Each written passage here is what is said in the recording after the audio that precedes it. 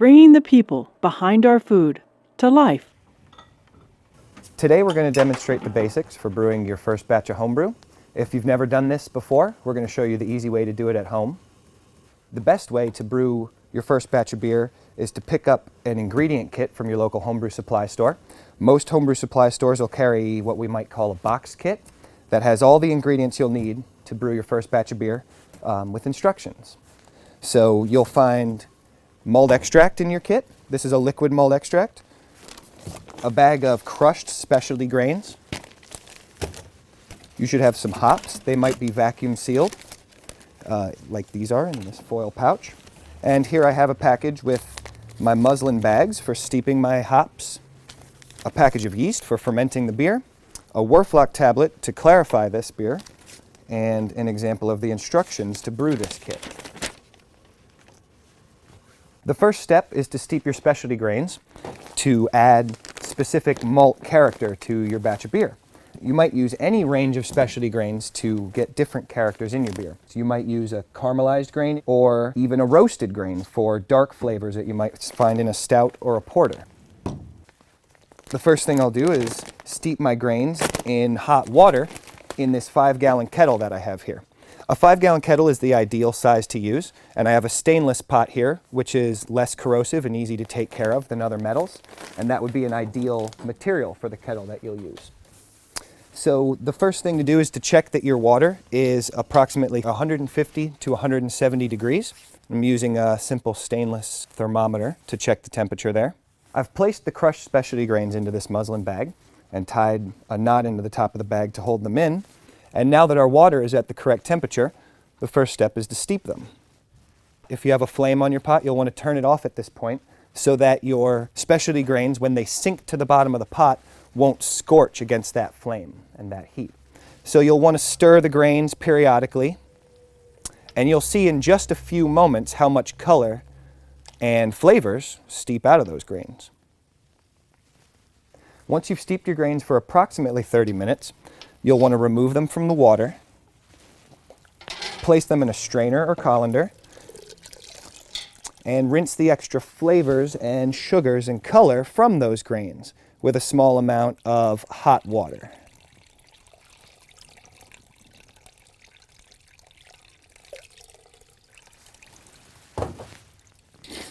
And you can see that we've extracted most of what these grains have to give us. Once you've rinsed your grains, you won't need them in your beer anymore, but you can use them to compost, or they have many baking uses. The next step is to add your malt extract to the water, which is the extracted fermentable sugars from malted barley. This malt extract is quite concentrated and very thick and syrupy, so you'll want to stir the pot very thoroughly and make sure that you mix everything in very thoroughly. Once we add our malt extract to the water, it's commonly referred to as wort, which is a brewer's word for unfermented beer.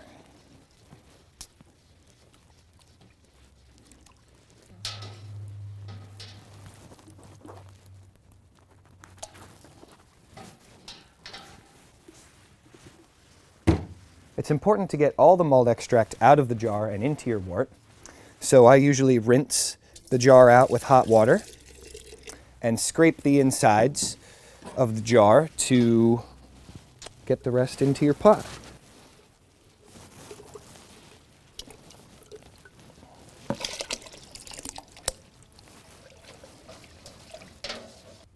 Once you've mixed your malt extract thoroughly into your wort, the next step is to bring everything to a boil.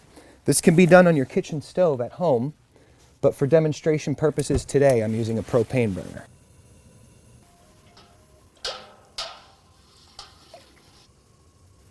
When your wort is approaching a boil, it's important to watch the pot and nurse the boil to a calm, comfortable rolling boil carefully without allowing it to surge up and boil over just like a pot of spaghetti.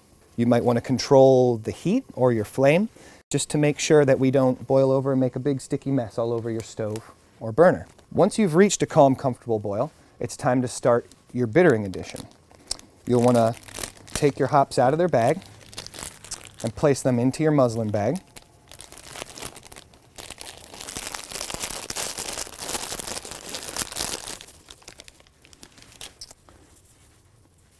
Tie the hops off in your muslin bag so that none of them can escape in your boil.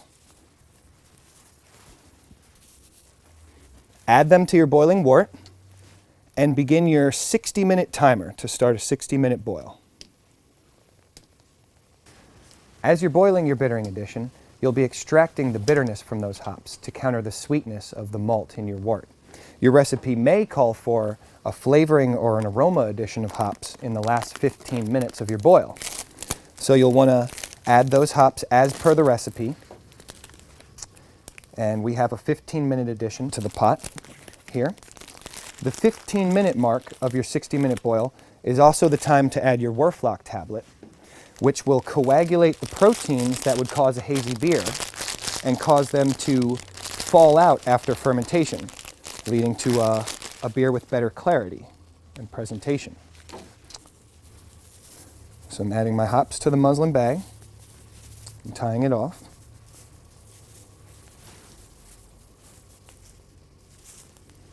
And steeping them in the pot. And I also make my Werflock addition at this moment. At the end of your 60-minute boil, you'll want to chill the wort down to a temperature that won't harm your yeast as quickly as possible. At home, you could submerge your pot in an ice bath in your sink to help cool it down.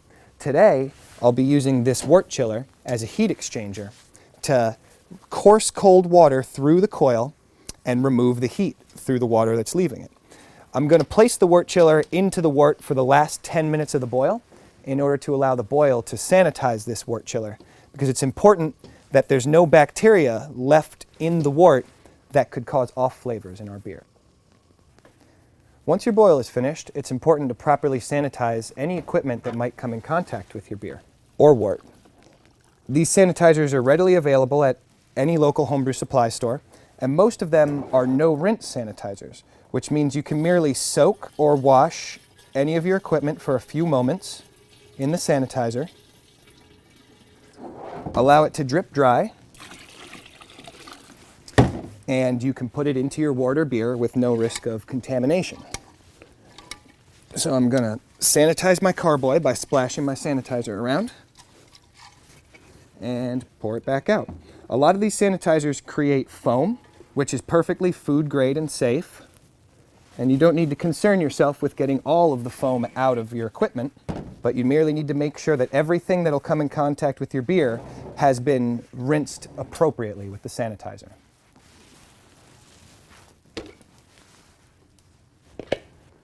Remove your hop bags from the wort and add your wort to the fermenter.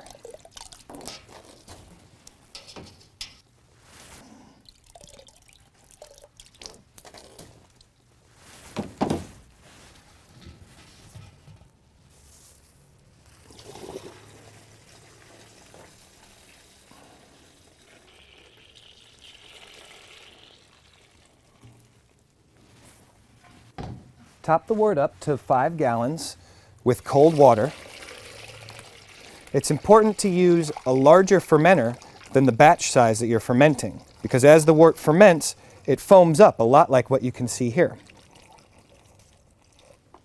I have a 6-gallon fermenter here with 5 gallons of wort in it and lots of room for foam during the fermentation. Once your wort is topped up to 5 gallons and about room temperature, it's time to add the yeast. The simplest yeast to use is a packet of freeze-dried ale yeast, because it can be torn open and poured directly into the wort to begin fermentation.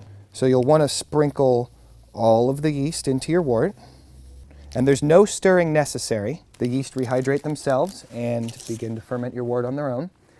After you've added the yeast, attach the airlock with a rubber stopper to your carboy, which will allow the gas from fermentation out of the fermenter, but stop airborne bacteria from getting in.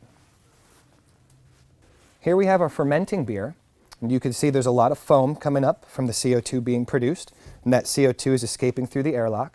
And this process will take a bare minimum of 2 weeks before you move on to bottling your beer. Here we have a fermented batch of beer that's ready for bottling. In order to siphon this beer into my bottling bucket, I need to raise it up to a level higher than the level that I'm going to be working from. Prepare a corn sugar solution by mixing 3 or 4 ounces of corn sugar with 1 or 2 cups of water and boil it until the solution is clear again. Add that solution to the bottom of your bottling bucket and siphon your beer into the bottling bucket on top of the sugar solution to mix it thoroughly. In order to siphon this batch of beer, I'm going to use my auto siphon here, which is readily available at any homebrew store. And after sanitizing the auto siphon, place the end of the tube in your bottling bucket, place the siphon into the batch of beer, and simply pump the auto siphon to prime the line and get your siphon started.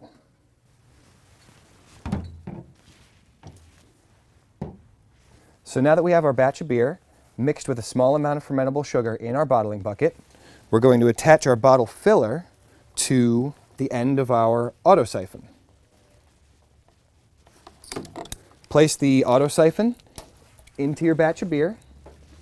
Place one end of the bottle filler into the bottles and start your siphon. When you press the bottle filler down into the bottom of the bottle, it'll fill from the bottom without splashing, because at this point, once you have fermented beer, introducing oxygen and splashing it into your beer will stale the beer and decrease the shelf life. So we want to siphon it carefully into our bottles without splashing. When your bottle is full, right to the brim, we're almost there. Pull the bottle filler out of the bottle, and that'll stop the flow. You can place that in your sanitizer if you'd like.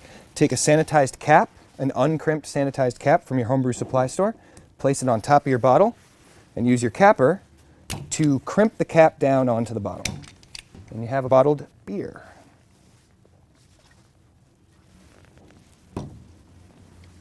Once you've filled and capped all your bottles, you'll need to allow a week or two for the small amount of sugar that we added back to the batch of beer to ferment inside the bottles and create carbonation.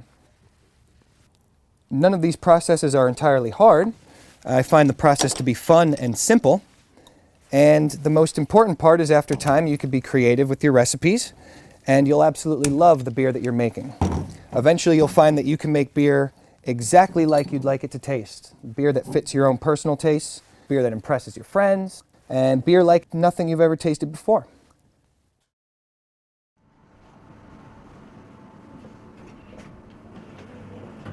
I wanted to have a place that was like the traditional public house. It is like your living room. What I learned over there in my apprenticeship in England was that the public house is a people-centric business. You